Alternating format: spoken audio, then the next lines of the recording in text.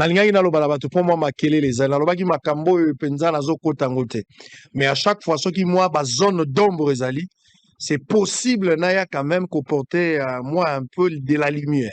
Naza la responsabilité wala monene na kati ya société lokola parmi ba voix o eza ko compter na Congo mobimba. Eza ba voix ya balabala te, eza ba voix ya Kinshasa te, je parle de la République démocratique du Congo.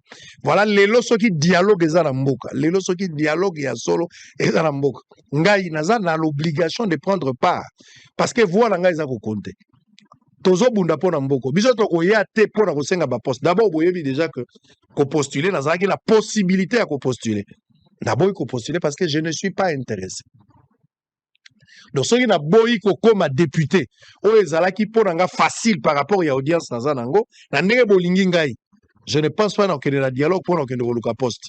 Mais na kozala na pona koyoka pona koloba pe parce que naza ko représenter une grande opinion la carte de la société. Voilà pourquoi ceux qui makambo ezali tokoki koloba, tokoki ko expliquer, tokoki ko maniola. Pour que Moutazola na biso na bumbu na selemba ou na gombe. Moutaza na lingwala, Moutaza na mbujima ina chilenge. Moutaza na mbandaka. Moutazola na biso na walikale, oza na bunya na ituri.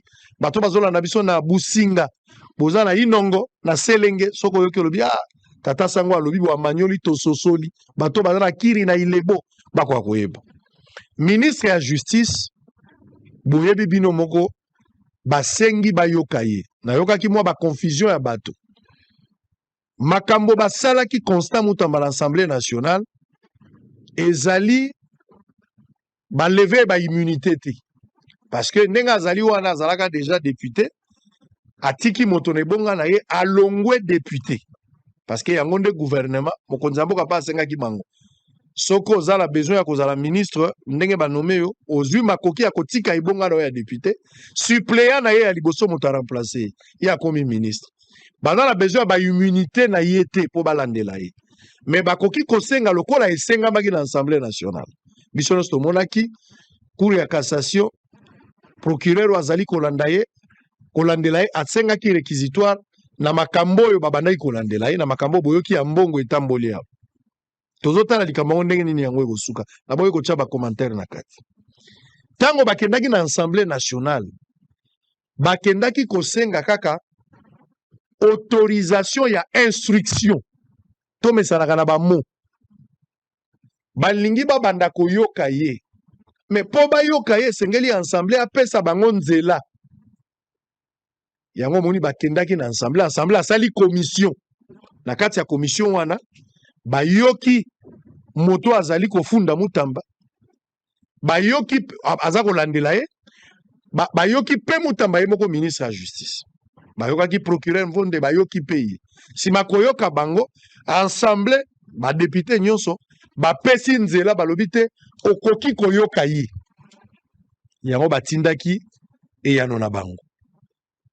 Monsieur le ministre de la justice ayaki mikolo utiko lekezalaki mardi ayaki pona nini lokola babengisaki ye mokolo liboso ayaki po ba identifier ye baye bakombo no nani tata no nani obotama wapi osalaka nini mais bazokoma ngo na papier nde exercice osalamaki mardi bakokaki pe kokoba mbala moko audition ebanda selon ba information à notre possession ye moko monsieur Mutamba Mineta asengaki ba reporter ba sala remise ou ba renvoyer pour le vendredi sur Bolingi le temps que yé na bavoka na ye ba se préparer par rapport à audition o ezali ko sala mokolo ya lelo et Mineta Mutamba les plus populaires et à gouvernement soumino a yé lelo depuis 9h pour ba yokaye lelo nde ezali audition makambo ngo koleka ndenge nini parce que tokomi déjà 17h moins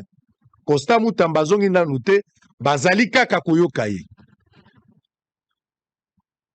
et ko dépendre na ndenge baza koyoka ye soki basilisi lelo te bako continuer lobby mais ce qui est vrai na logique ya mobeko o naza koloba na opinion nazo moto nyonso ayebi droit akoki ko aider biso Mutamba lelo ndenge tozaboye bakoki kokanga ye te lelo soki même bazalaki na makanisi ya kokanga ye bakoki kokanga ye te parce que soki baki kokanga ye kozala violation na mobeko lo ndenge Mutamba azali wana soki bayoki ye lelo basilisi elingi koloba baza na makambo bazo reproche ye akopesa ba moyen de défense na ye soki basilisi koyoka ye Mutamba kozonga soki audition esili soki esili te bako renvoyer séance mosusu po ba continuer koyoka ye mais admettons que bayoki ye lelo po akozonga rassurez-vous ndenge naza koloba ke lelo akozonga eloko moko ekosala te ke Mutamba bima te kuna akozonga lelo même soki tokomi 20h 21h avant tokende 22h 23h avant tokoma lobby Mutamba il faut abima place wana c'est une obligation eza loi akozonga soki Mutamba bimi esili te magistrat azali koyoka ye akotala soki makambo oyo bafundelaki ye na oyo ye moko alobi bakotala soki ebalani soki na elobeli na ye na makambo bafundi ye soki solo ya détournement eza penza ya solo ndenge ye moko alobaka soki bafait infractionnel ezali identifié ou retenu soki bolingi bongo na charge na ye soki bamoni ke na elobeli na ye lao babande kolandela ye bamoni ke ezali na concordance ke effectivement akoki kozala na présomption ya culpabilité na kati et que bafait infractionnel ekoki kozala na charge na ye il y a encore une procédure bakokanga ye te c'est-à-dire PG Mvonde procureur cassation baza obligé bakomela lisusu Vital Kamerhe deuxième fois bakokomela ye pona nini cette fois-ci soki baza convaincu que bafait infractionnel ezali bakokomela ye po basenga autorisation de poursuite bapesa bango nzela sikoyo balandela ye ya kokanga to ya kolibere kolobaki aza innocent parce que bakonstruire na charge ya décharge donc boyebaka que si makosambisa ye soki bazali convaincu que bafait infractionnel ezali bakozonga epai ya Vital Kamerhe pour que apesa bango nzela po bapesa autorisation ya poursuite so bapesi autorisation ya poursuite Mutamba Mineta akozala na obligation na 24 heures à démissionner akozala obligé à démissionner et bien soki 24 heures après Mutamba démissionner te 24 heures après akozala considéré comme démissionnaire donc bapesi possibilité yo moko o démissionner mais soko démissionner te automatiquement ozali considéré le kola démissionner.